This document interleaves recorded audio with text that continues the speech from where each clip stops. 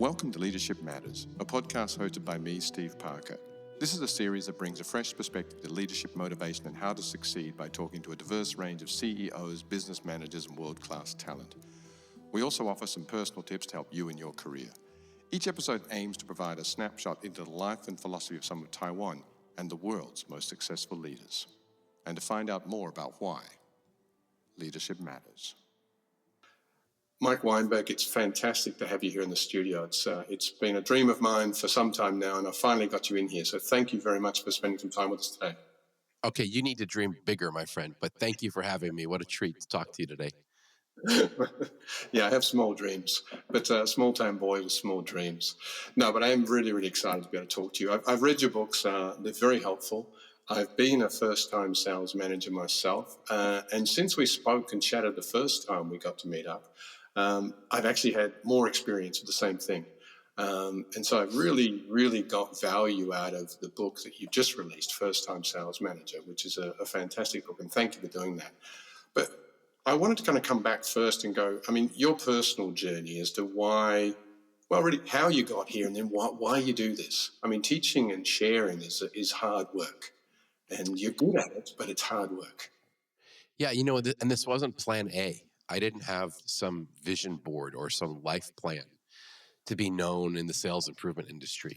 I ended up in sales and was really good at developing new business and had a great career and number one producer in many organizations. And through no choice of my own, the first time around, ended up doing consulting and coaching. And I had a lot of fun and I learned a lot and realized I could impact a lot of people, help them sell more. I always say my passion is helping salespeople win more new sales. That's why I do what I do. So it became kind of a natural fit for me to do coaching and consulting. And then I'd never been a leader, which is part of my journey. So I went back and spent 6 or 7 years as an executive and a frontline sales manager. Didn't have a ton of fun, worked for some really crazy people in some challenging environments, and realized firsthand how difficult management was. There was so much in leading a team or playing executive I really wasn't prepared for. And that only expanded my education and my journey. So when I got back to consulting and speaking and writing, this time by choice, I continued this deeper dive into understanding the leadership component of selling. And probably, Stephen, in the last 6 or 7 years, I really shifted the focus of my practice where I end up spending more time with leaders even than I do with sales teams because of the multiplier effect. When you get the management piece, culture, compensation, accountability, coaching, talent selection, talent management, directing the team, when you get that stuff right, there's this incredible multiplier effect. And you can make a serious change in culture and results for the long term. So that's really how I got where I am today. And it's a passion of yours. I mean, you clearly enjoy it. You travel a lot of places, you enjoy, and I see you. I mean, I follow you on LinkedIn, and you're always sharing about places you've gone. And you're sharing you have this anecdotal way of sharing, which I absolutely love. You and I both share a passion for golf, and neither of us are particularly good at it, I think, but we share a passion for golf.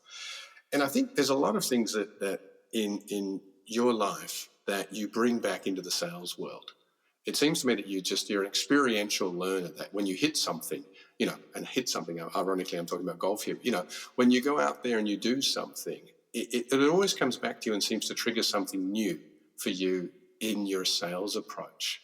I mean, do you think about sales 100% of the time? Are you always thinking about sales? No, I'm not always thinking about sales, but I'm always trying to relate what's happening around me to what I'm doing. And I love that you have this sense for me of my authenticity or the experiential learning, because that's just really who I am. And I'm not trying to be falsely humble here. I am just very transparent.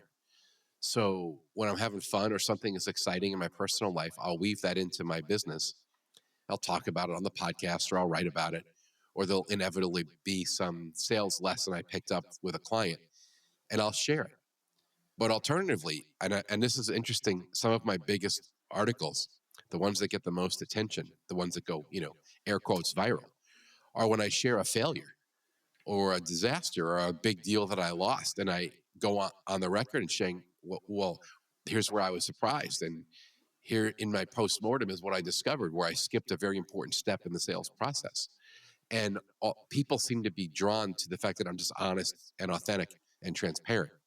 So that fits my natural style pretty well, where I'm not necessarily playing it too close to the vest, and I'm pretty revealing about what's either happening in my personal life or in my business. So I think that's kind of built a following that expects that from me, which is why I'm as transparent in my writing or in the posts or even in the books. And that's just kind of my brand, and I like it because I get to be myself. In my experience, not every leader plays authentically. Everyone has a kind of, and often I think with the corporate world as well, you often have to kind of play a game of, I am, this is who we are. And yet you personally, and I'll be honest with you, I mean, I'm a bit like you. I like to admit failure. My first real encounter with being a sales manager for a reasonably large company, I was terrible, really. And that's kind of one of the reasons I really relate to what you write about, this sales process. And I'm not asking for free training here, but your idea of, laying down the sales process, being authentic, following it, right? You've got a 3-step process that really, when I found it, I grabbed onto, and it really helped me a lot. And take your, do your 30-second spiel on that, because it's just so helpful. Yeah, I'm a simple, average intelligence, New York public school educated B student. So I teach at that level, and I continue to be amused that in every large, complex organization I go into that proclaims and purports to have these very difficult sales challenges, usually if you run it through this very simple filter, we can find the problem and begin making corrections. And if you're asking about my very simple framework for developing new business that I refer to as the new sales driver, there's 3 pieces from a sales process perspective. We need to pick our targets. We need to build and then deploy the sales tools, or sometimes we call them the weapons, that we launch against our targets, our story, our ability to secure a meeting, how we conduct an effective discovery, consultative, early stage sales call, how we present and propose. Those are our key weapons. So we need our targets. We have to have our tools, our weapons. And then finally, we must plan and execute, right? We have to take back control of our calendar, and we own our pipeline, and we write a plan, and we hold ourselves accountable for not just activity levels, but for progress and pipeline health and opportunity creation and advancement. And in those 3 things, target selection, weapons development and deployment, and then planning and executing, pretty much I can always find the problem, right? If you're going to have a successful new business development sales initiative, you need to have all 3 pieces covered. You're really committed to whose business you want and are committed to proactively pursuing. You have sharp weapons, compelling messaging, effective prospecting. You run well-designed consultative sales calls so you learn and do great discovery. And then you present with power. All of those things have to be done. And then you own the calendar and the pipeline. And typically, I go into these giant companies and they're like, well, Mike, the problem is so complicated. And I sit them down and I say, well, before you freak out and give me this list of all these confusing things you want, can you show me your people's target list and who they're pursuing, and speak to me about the strategy and the rationale why those are the right growable accounts and those are the right ideal profile prospects? And then can I hear the messaging? Could you please share the story, the pitch? And then show me how you secure a meeting. Show me how you conduct a meeting. And then for goodness sakes, can I see your calendar and your pipeline? And show me that salespeople are actually spending time selling. And pretty much you could solve any sales problem, assuming you have the right person in the job. Because I have a different framework for sales leaders about the components of effective sales management. But pretty much I can solve any sales problem with that little grid I just laid out for you. And it's typically the fundamentals, and those are not sexy topics, and nobody wants to spend a lot of time there because they're all looking for the trick or the shortcut or the tool or the technique, as opposed to doing the heavy lifting to master the fundamentals. And these are all over. If you're, I'm on social media. I spend a lot of time on social media. I think we all do these days. It's an inevitable part of business. Yes. But I'm very, I guess since I've kind of been dealing with you and reading your material and stuff, I've kind of maybe become a bit more honest with myself about my processes, which is great. But I'm a lot less tolerant now of people selling to me. Because I get offered solutions that are going to make everything perfect. All you need, here's the one secret that nobody wants to tell you this secret. And here's, if you do this one thing, you will have a massive, sales growth in 2023, 2024, 2025. You come back to basics. I mean, you just say, you got to go out there, know your targets, right? Right? Know your targets, understand and listen to them, and then, kind of be accountable, follow up, and do the work. Yeah, it's not sexy. For my own podcast, the last episode of the year, just to drive home the point you were so beautifully making just now, I invited my golf coach and my financial advisor to join me. And I don't have a lot of guests outside of sales, but they both, and my financial advisor is, maybe 35 years old, but he's as old school as you get. Talks about basics and diversification and compounding and avoid the clickbait and turn off the financial news because it's only there to either scare you or to drive readership or viewership. And everyone there is always advertising, you need this one mutual fund or today's 5 hot stocks to buy. And here's the trend for 2024. And, the smartest investors just plug their ears and don't listen to any of that. It's old school, tried and true fundamentals, compounding, invest, dollar cost averaging, do the basics. And my golf coach is in his 60s and he's played in 4 US Opens. Like he's the #1 rated golf instructor in my part of the world. And I am blessed to have him as a friend and a golf coach. And he laughs at all this conversation about launch angles and spin rates and people's obsession with the tech and the toys and the clubs and everything. He's like, can we talk about your grip and your balance and your backswing and where your wrists are through impact? I mean, of every lesson I get, it's the same thing over and over because I haven't mastered it yet. And it's the same in sales. If someone is selling you their brand new perfect solution for all that ails your sales, they're a charlatan, they're a phony, they've made up something to take advantage of you being gullible and looking for the quick fix. It's always back to the fundamentals, and it's the way of the world. But you said it, social media, and everybody's trying to build a following, and it's clickbait and quick fixes. And if that's what you want, you can chase them. But the chance of you finding something that will succeed for the long term, that's repeatable, that's a fundamental, that's proven over time, it's never a shortcut. There are no shortcuts. But don't you think, Mike, I think that even with social media, I think social media is the same. I mean, you still have to identify an audience, right? You have to have a clear message, and you have to kind of keep yourself accountable for the activities that you undertake in order to reach the audience. If your target, sales in this case, is building a number of people to click like on whatever you're presenting, it's the same process. I think the people who are confused are the ones who are thinking somehow that this is different let me come back to one point. We talked about this before, and it was where you said something which I loved, whereas the tools may have changed, the media might have changed, but the fundamentals haven't. It's still the same thing, no matter what toolbox you're playing with. Right. You and I are not anti-tool. There are great tools, but the tools are not the replacement. They're the supplement for the fundamentals. You have to own the basics. And yes, there are new toys to play with, and there are some improved technology, and there are some slick ways we could become more efficient. And I'm never against those things, but they don't fix you, because if you don't understand the client's issues, or you can't sell, or you cannot articulate your story effectively, or don't know how to do a appropriate consultative or consultative discovery conversation, nothing will make up for that shortfall.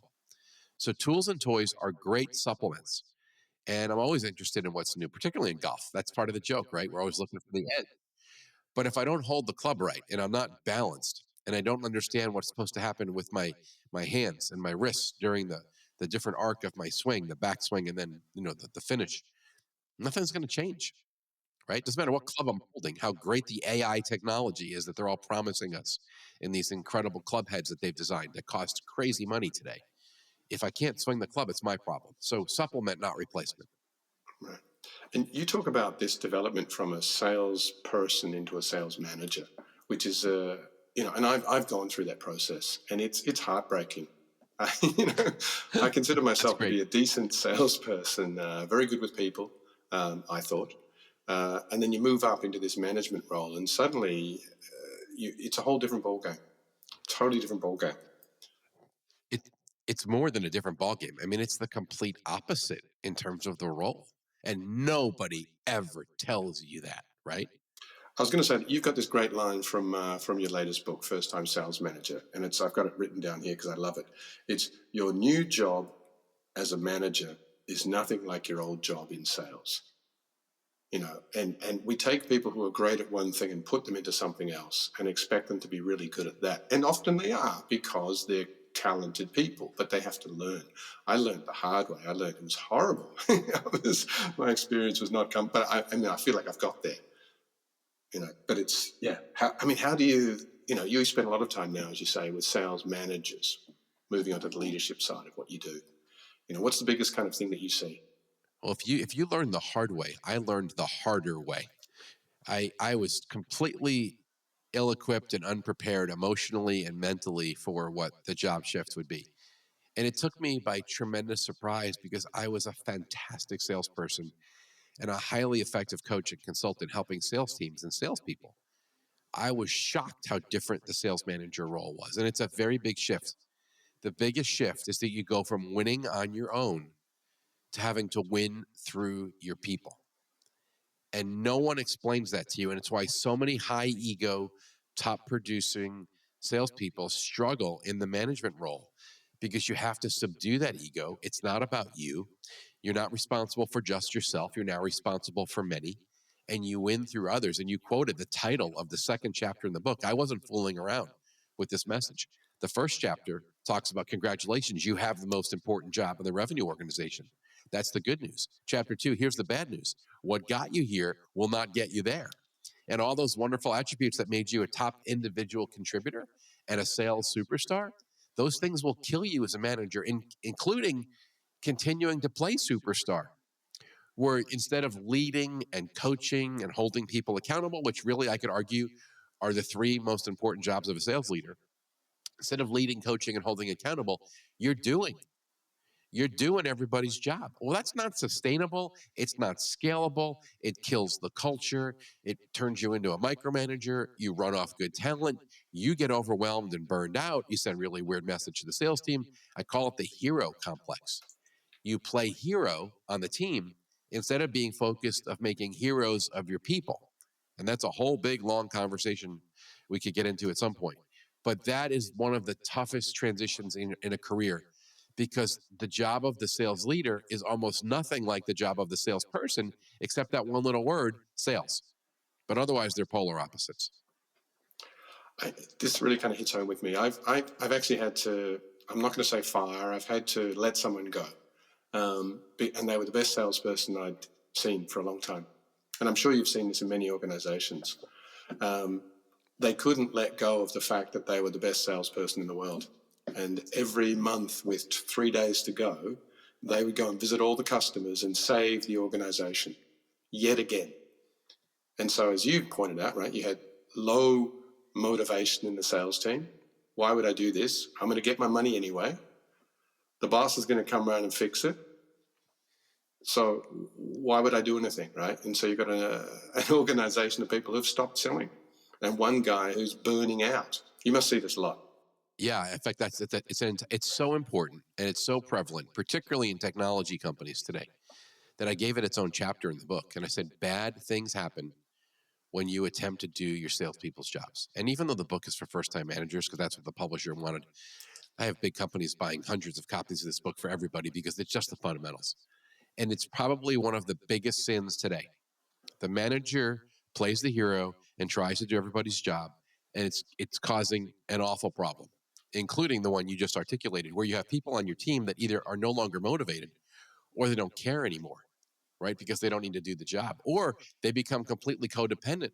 Because part of the reason managers play hero is they're covering for insufficient talent. They know they don't have the right people. They know there's a talent deficiency. But instead of doing the responsible thing, coaching them up or out, they end up doing their jobs for them. And they kind of look the other way, hoping it's going to correct itself. And often it never does. And it leads to this vicious cycle where you're stuck playing the permanent hero on the team. Because instead of getting the people on the team who can do the job, you just keep doing everybody's job for them. And that's not a winning formula. You now are a business in and of yourself. You're a brand, you're an author, you're a trainer. Obviously, you're part of the sales process, you sell it yourself. But I mean, I've dealt with Mary, your long-suffering assistant, who organizes everything for you. How do you, I mean, do you have a personal kind of philosophy of leadership that you apply to the organization that you've now become? Well, that's a big question. No one asked me that, so that's a good one. Um, you know, I would say I don't have a lot of deep personal philosophies on leadership as it regards to my own organization. The way I'm playing this out is to love people, to do what I'm good at, and to stick to my swim lane, and to be as honest as possible. And part of knowing who I am and what I love and where I'm good and where I'm not is even some of the intentional decisions we made about not creating a big firm. There are not a lot of junior Mike Weinbergs running around my company that I'm trying to sell. We could do a lot more business and have expanded this beyond what it is in many different ways, from licensing to multiplying myself into others. And it just never felt right. I'm so thankful for the opportunities, for the income, for the brand. And I never expected to be in this position. So I hold it in high regard, and I'm very appreciative and very grateful. So I really just want to love the people I'm serving in the community of both sales leaders and salespeople. I tell them the truth and I stick to my expertise. And that's served us really, really well. But I wanted to come back, Mike. We talked a little bit earlier on about sales management versus sales. And I mean, again, this is something that's really, really close to my heart because I've been through the process and I've had to let people go who've been, as you call them, sales superheroes. How can you, I guess my question really is about the selection of someone going from sales into sales management. Is there ever a time where you shouldn't pick your best salesperson and make them a manager? Or is there a time when you actually find your worst salesperson is going to be a great manager? That is a leading, challenging question. Yes, and yes. And I get asked the first one a lot more than I get asked the second one. There are definitely times we should be very cautious. We should be weary. We should be leery of taking our top producing individual contributor salesperson and moving them into a team leadership role. And I want to go back to some words I just used. Your top individual contributor. What does that mean? That means they're great on their own. And what are some of the characteristics of a top salesperson? Well, they're super competitive and they tend to have a pretty high ego, which I would argue is not unhealthy in an individual contributor sales role. The ego keeps you pumped up and you remain super confident. And sometimes you're like Teflon and the criticism doesn't stick. And as long as you're not an obnoxious, arrogant prima donna who turns off everybody in your own company or, makes customers nauseous because of you're so full of yourself. A little bit of a healthy ego goes a long way in sales. And you get really good at doing whatever you've got to do to win. Those are attributes that make you a super competitive, winning, trustworthy salesperson. We love people like that. But you take, you take that very same individual and you now promote them because they were the top producer into the leadership role. And what no one ever explains to them is, hey, that ego thing that really got you where you are? You need to subdue that in a really big way because while it was cute when you were on your own, nobody wants the team leader who's always craving the spotlight, who needs the attention, who wants to be involved in everything and be up on the stage getting the award. Because the job of the leader is to win through his or her people, not to win on your own. And you don't get the credit. You have to subdue your desire to be recognized and get the spotlight. And then you elevate your person. And it's not you doing their job for them. It's you behind them. You're whispering, you're challenging, you're coaching, you're holding accountable. You're not the hero. And that is why it's so dangerous to take the top person, because if they can't make that switch and we don't truly understand that in their heart, they're really motivated to see others succeed and they're willing to sacrifice, right, their own glory and credit because they're going to get such great satisfaction from developing other people into winners and watching them succeed and get the award and go on trips and make the big commission dollars.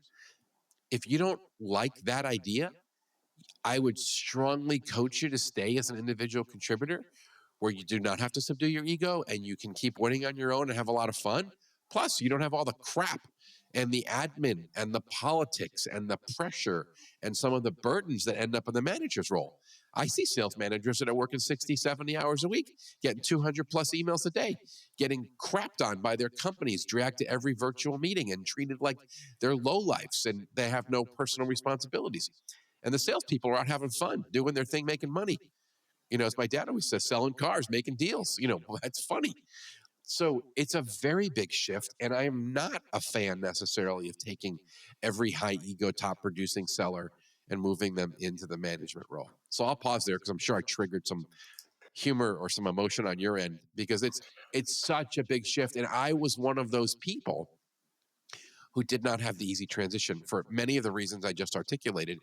And nobody warned me what I was in for and how little time I would get to spend actually selling because of all the other administrative responsibilities that got placed on the leader. So I'll yield there for a minute, Stephen, and turn it back to you to parse that out and take it where you'd like.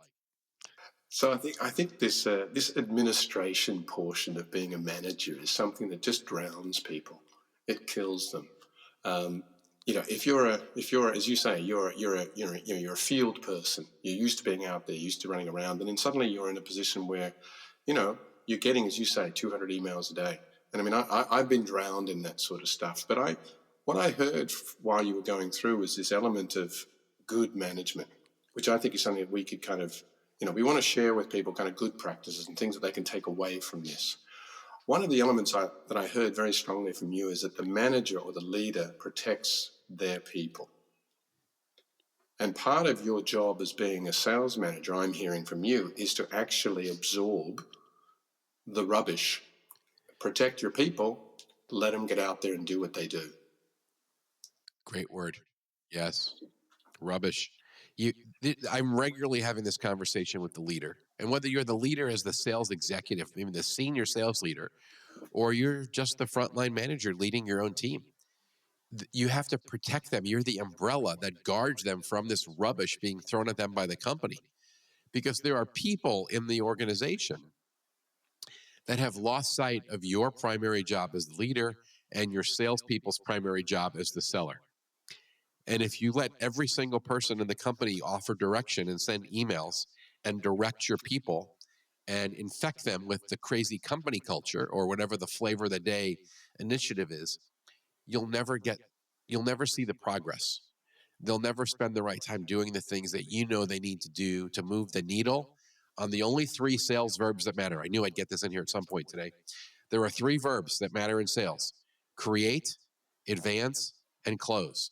And if you're leading a team, we need your people spending more time creating new opportunities that end up in the funnel, the sales pipeline, creating new from being proactive. They need to advance to move deals forward that are warm, and they have to close. That's what they get paid to do. And there's a lot of people in the company, and then even some of the salespeople themselves, they lose sight of that. And they get all caught up being busy and doing admin or service work or on projects or sitting in virtual meetings that the company would like. And those don't help us move the needle. They don't create advance and close. So yes, we have to protect our own people from the rubbish, from the distractions, so they can focus on their primary job.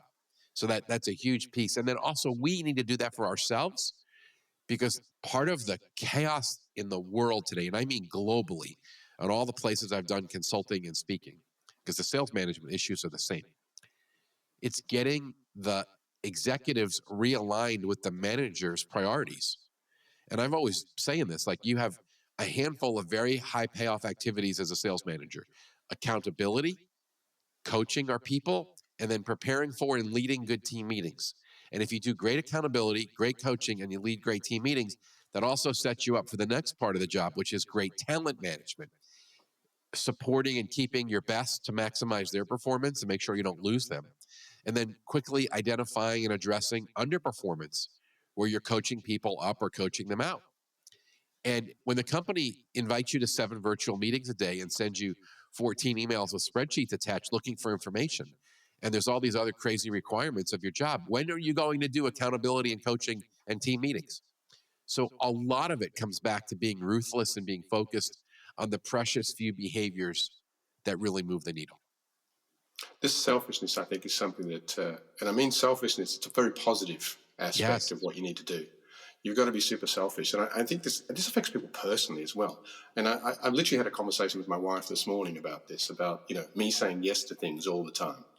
And maybe you're regretting this interview, saying yes to this interview. There are things that happen that you say yes to and you are committed to. But, how many of these activities actually push forward, in 6 months from now, 12 months from now, how many of the things that you've woken up this morning and said yes to are actually going to move the needle forward, right?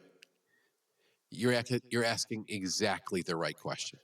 Exactly. Is what you're doing going to get you where you need to be, or are you just working? Have you, in your mind, delineated between service and busy and admin activity versus needle moving, goal achieving activity? And it's really hard as a sales leader because you have to define both of those. A, for yourself, what are your behaviors and best practices, and what's the best use of your calendar to drive the culture and results on your team? And then the second part is for your own people. You said it, selfish. It's a good word. I use this phrase, selfishly productive, because selfish gets this bad rap, right? It's like, well, don't be selfish. Share your toys, share your cookies when you're little. And now we're adults. Well, be collaborative, be a nice boy, share your calendar, help everybody. Like, it sounds nice, but don't we want killers out selling? Like, do we really want the salespeople preparing for the company barbecue? And do we want them chasing invoices and doing customer success and onboarding clients and helping out operations, or in my industrial clients, where the salespeople take their truck back to the office and they load it up with supplies and they drive the supplies out to the customer instead of having the normal delivery people take care of that? And all of those behaviors keep them from their primary job, which is creating, advancing, and closing to drive new revenue. So I could go for a long time on that. But yes, selfish focus, both the leader's primary behaviors, which I will say again, coaching and accountability are the two levers we can push and pull. That's why those are the first two chapters in the new book where I give advice. Chapter 3, your most important job is making sure your people do their job. Chapter 4, your second most important job is helping them get better. That's accountability, that's coaching, and yet leaders spend almost none of their time on those two topics. So you could tell you pushed my button there, Stephen. How do you overcome barriers in organizations that have become stale or jaded when it comes to coaching, training, and facilitating? Because you believe in it, and I think it's important. But how do you overcome that resistance of people to coaching or training or, another session with somebody on something? It's a very deep question. And unfortunately, my answer will be somewhat discouraging because I have some clients like this. I have some very big fans, even at senior executive level, senior vice presidents of sales, where I've done some work. But the organization itself is full of people looking to make work for themselves. And they've empowered all these enablement groups, or the HR, as you say. And there are people whose job is to put their fingerprints on things and look for credit. I'm working with a company right now, very progressive company, but I can't tell you every time the enablement people get involved, it's like they're creating work for themselves, trying to complicate the projects so they can say that they're doing something, even when we've already covered all the things that need to be done. And then there are those folks internally that are unprepared and ill-equipped to do the types of training that the people actually need because it's specialized. If you're teaching somebody how to hunt for new business, wouldn't it require the instructor to have been successful as someone who was able to hunt for new business? Part of the reason I was so good at sales is not just my natural fit. I was mentored as a young man. I had executives, I had coaches, I had sales managers, I had peers. They used to put you in the car with a veteran and you'd spend a week with someone who was 20 years older than you, and they would show you the ropes. And you wouldn't agree with everything that they did, but you would cherry pick their best practices and you would learn, oh, this person's really successful. They do these 4 things well. And you'd write them down and you would try to mimic them. And you were regularly being exposed to people that were good. And then the training were people who were specialists. Part of the reason my training resonates is because I'm a salesperson. And when I teach a group of salespeople, I don't sound like I'm a trainer or forgive me for saying it this way, because one of the largest sales training organizations in the world is franchised. But I laugh because a lot of those franchisees were failed salespeople or sales executives who couldn't find a job, so they bought a franchise. And now they're reading some book on how to train selling, which is why often the training is so inconsistent. And I'm like, well, wait a second. My coaching and my peers, I have dozens of peers that I would consider trustworthy and reliable colleagues that are my competitors, but yet also my friends, who all were individually very successful in sales leadership and sales. And the reason that they're good instructors is because they've done it and they've lived it and they breathe it so they can teach it. So I don't know if I answered your question specifically, but it is tremendously frustrating. And I have very big clients where I've done some work, but my senior executive contacts have run into the corporate wall where the HR people or the training groups, they're very protective because they're running their own little kingdoms, and they don't really want any more outside expertise because they're trying to keep their trainers training. And if you bring in somebody like me, they're not going to look good because the level of response to what I'm going to do will be 10x what the level of response to some individual trainer who's generically teaching some concept like you talked about, personality types. So I don't know if that addresses where you're going, or do you want me to be more specific? And No, I think I think that's a great answer. I've clearly also pressed another button there. I have a lot of buttons, Stephen. I'm easy to trigger. It's part of my beauty. Yeah. I wanted to come back to a question which you didn't answer, Sure. and this was this question about bringing someone out of sales who's not the best salesperson, but actually could be a great sales manager. Have you encountered that, and do you think it's possible, and does it work? It is possible. There's the risk if you do it in the same company that there'll never be respect for the person in the role from the previous team because they watch this person struggle. So they'll have a hard time taking coaching from that individual. But if we took that same individual and put them in a different team where they were not now asked to lead the people who used to be higher on the organization chart, or ranked higher in the sales rankings than them, it's not a challenge at all, because we're looking for someone who can coach and who can hold people accountable and help people be more successful. So if they're really observant, or they're really good at encouraging, or they're really good at just facts and analysis, those are really good characteristics in a sales manager, as long as they're not demotivating the people with, over analytical perfectionism, right? And becoming detail crazed.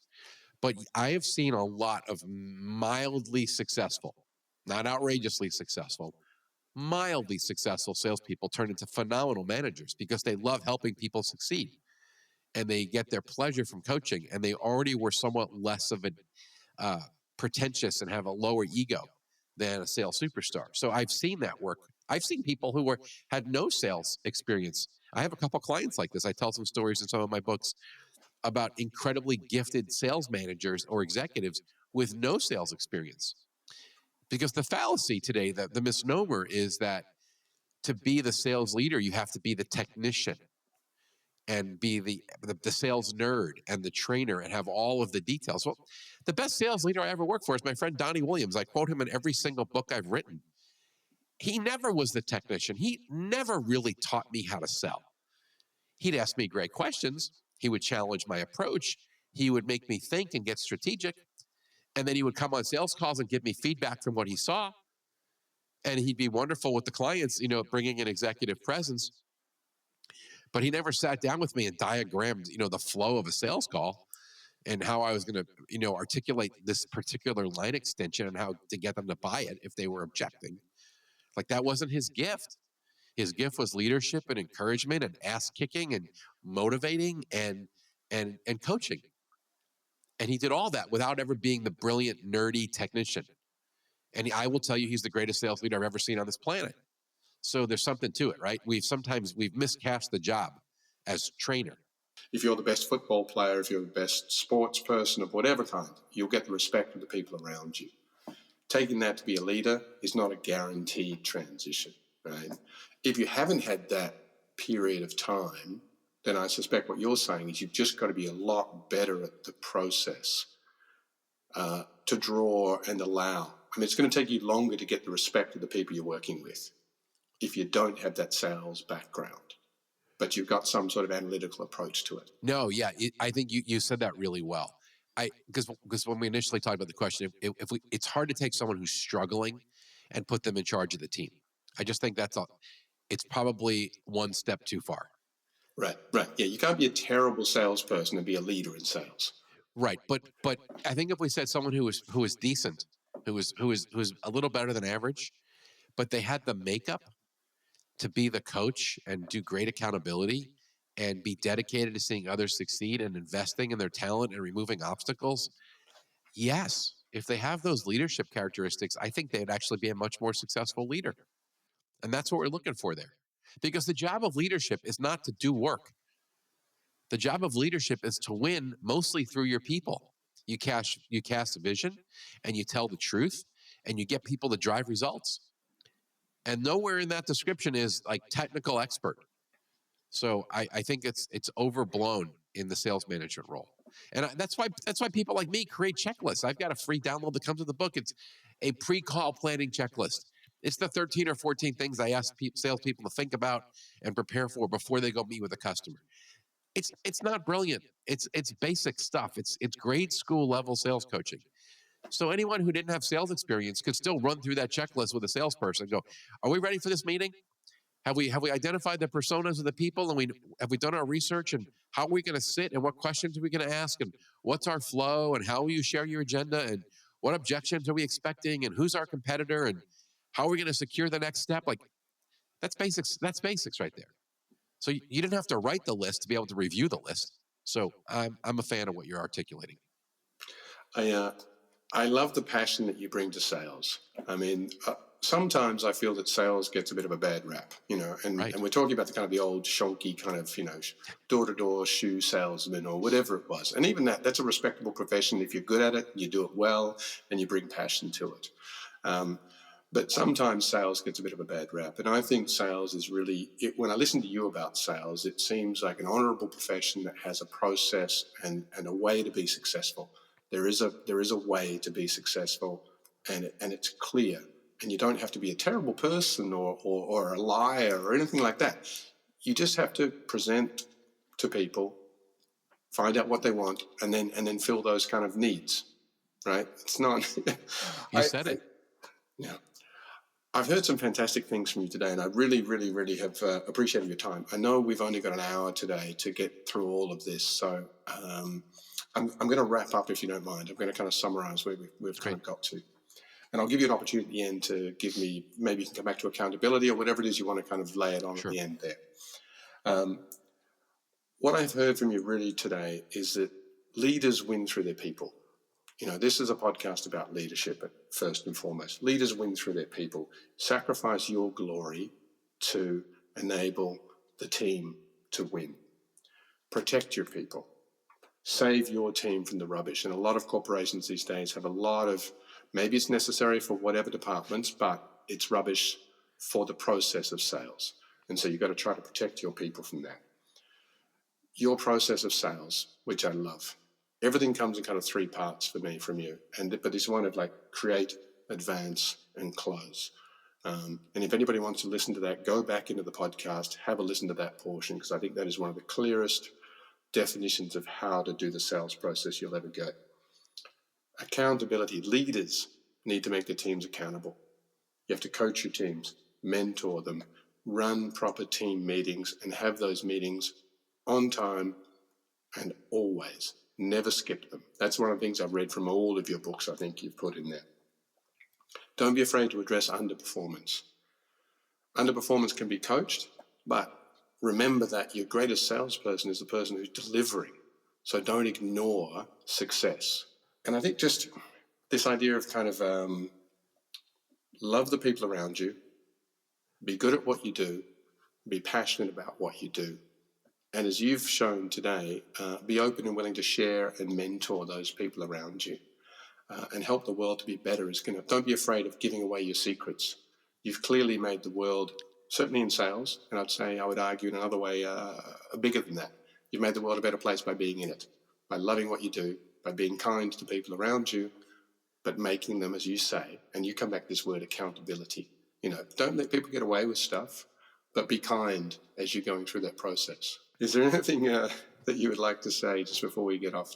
I almost want to defer the last word because that was so beautiful how you summarized so many things I believe in what I'm trying to do in my life and my business, and even the basics of selling and sales management. I think that was such a beautiful summary. It's worth going back, listener, to just the last 90 seconds.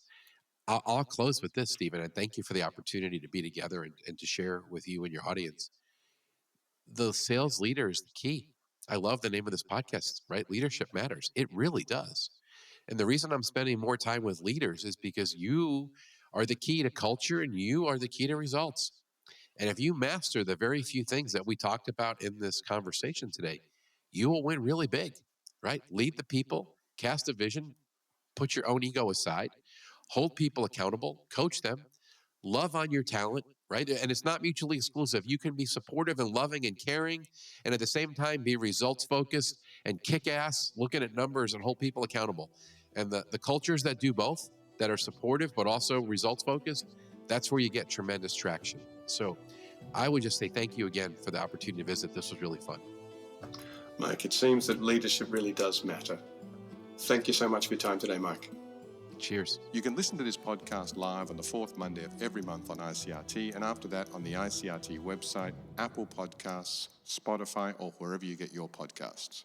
Just search for Leadership Matters by Stephen Parker. You can also check out my social media. I'm on Facebook, Twitter, LinkedIn, and Instagram. We'll see you next time.